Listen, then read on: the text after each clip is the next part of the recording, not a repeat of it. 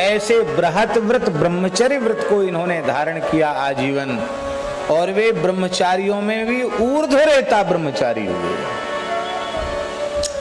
ऊर्ध्वरेता माने क्या होता है? देखो, वस्तुतः ऊर्ध्वरेता ब्रह्मचारी को ही ब्रह्मचारी कहते हैं, और ऊर्ध्वरेता गिने चुने हैं पुराणों के अनुसार। गिन लो कितने हैं।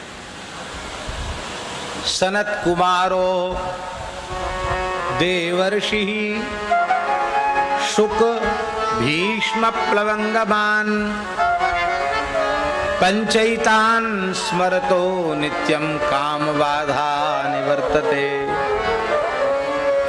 इन 5 का प्रातः काल उठ करके स्मरण करने से, रात्रि में सोते समय स्मरण करने से काम विकार नष्ट हो जाता है, क्योंकि ये ऊर्ध्वरेता ब्रह्मचारी। सनकादिक भगवान, देवर्षि नारद जी, सुखदेव जी महाराज,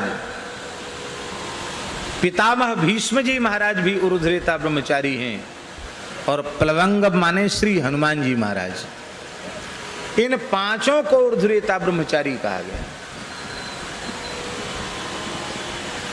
इस कराल कलिकाल में भी कुछ महापुरुष ऊर्ध्वरेता ब्रह्मचारी हुए हैं, पर हमारे कहने का आशय ये है कि करोड़ों साधकों में कोई एकाध ऊर्ध्वरेता ब्रह्मचारी हो सकता है, वो भी विशेष भगवान का अनुग्रह और कठोर उनका साधन हो, योगाभ्यास साधन हो, तो ऊर्ध्वरेता हो सकता है। क्योंकि ऊर्ध्वरेता शब्द का अर्थ क्या होता है? रेतस शब्द है, रेतस शब्द से बना रेता, और ऊर्ध्व शब्द से वो विशेषित है। हम लोगों का जो शरीर है, उस शरीर का जो निर्माण है, उस निर्माण में 7 धातुएं हैं। सप्त धातु विनिर्मित पंचभूत रचित यह शरीर है। इस शरीर में नस नाड़ियां हैं। उनमें जिस नाड़ी से, जिस नस से, जिस नाड़ी से शुक्र का प्रवाह चलता है, 7 धातुओं में एक धातु शुक्र भी है, उस शुक्र का प्रवाह जिस नाड़ी से चलता है, उस नाड़ी की स्वाभाविक जो गति है वो उपस्थ की ओर है, नीचे की ओर है। तो स्वाभाविक उसका माने उसके शरीर की संरचना ही ऐसी है कि उसकी जो स्वाभाविक गति है शुक्र की, वो नीचे की ओर है। वो स्वाभाविक जिसकी नीचे की ओर गति है, उसको बलपूर्वक ऊपर की ओर ले जाना, उस नाड़ी के नीचे के प्रवाह को समाप्त करके ऊपर की ओर ले जाना, और बिंदु का महाबिंदु से समागम करा देना। बिंदु, वो बिंदु है क्या? उस बिंदु के संबंध में उपनिषद में कहा गया, यो बिंदु स शिवः प्रोक्तः। वो बिंदु ही शिव है और शिव ही बिंदु है। और उस बिंदु का महाबिंदु, सहस्रार चक्र में स्थित जो महाबिंदु है, जो परब्रह्म का स्वरूप ही है, जहाँ परब्रह्म अपनी अचिंत्य शक्ति के साथ विद्यमान होता है, उस अमृत स्वरूप परमात्मा के साथ जब वह समर्थ योगी अपने उस बिंदु का मिलन करा देता है, तो उसे ऊर्ध्वरेता ब्रह्मचारी कहा जाता है। और ऐसा योगी अमृतत्व को प्राप्त कर लेता है, अमरत्व को प्राप्त कर लेता है। एक और विशेष बात है, जिस अवस्था में ऊर्ध्वरेता ब्रह्मचारी होता है, वो अवस्था फिर वैसी ही रह जाती है। वो चाहे कि हमारी अवस्था इससे आगे न बढ़े तो नहीं बढ़ेगी, चाहेगा तो भले ही बढ़ जाए, नहीं तो उसकी वही अवस्था हमेशा बनी रहेगी। हनुमान जी की वही अवस्था बनी हुई है कि नहीं? सनकादिकों की वही अवस्था बनी, 5 वर्ष की अवस्था बनी हुई है कि नहीं? सुखदेव जी की 16 वर्ष की अवस्था बनी हुई है कि नहीं? जिस अवस्था में ऊर्ध्वरेता होता है, वो अवस्था उसकी शाश्वत अवस्था हो जाती है।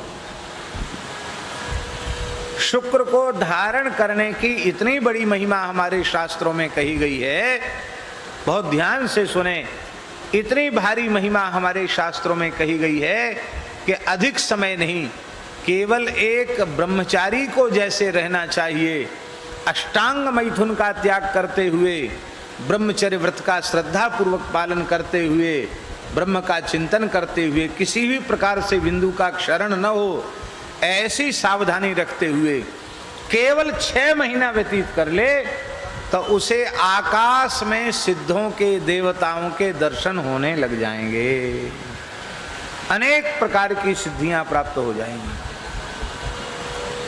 25 वर्ष की आयु तक बृहद व्रत को धारण कर ले तो उसके शरीर से खिले हुए कमल की अथवा खिले हुए गुलाब की सुगंध आने लग जाएगी। बड़ी दिव्य महिमा है।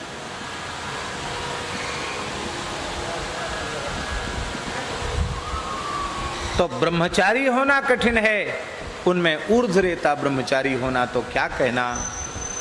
बड़े दुर्भाग्य की बात है कि धर्म प्राण भारतवर्ष जैसे पवित्र देश में, जहां कुमार अवस्था से ही ब्रह्मचर्य व्रत की महिमा सिखाई जाती थी, आज उस देश में युवक युवतियों का घोर चारित्रिक पतन हो रहा है और ब्रह्मचर्य की चर्चा, संयम सदाचार की चर्चा आज के पढ़े लिखे समाज में उपहास का विषय बनकर के रह गई है। ये भारतवर्ष जैसे पवित्र देश के लिए बहुत ही दुर्भाग्यजनक बात है। मेरी प्रार्थना है संयम और सदाचार का पाठ, ब्रह्मचर्य व्रत के पालन का पाठ बालक और बालिकाओं को बाल्यकाल से ही देना चाहिए, तभी उनका जीवन अत्यंत पवित्र और सुरक्षित होगा।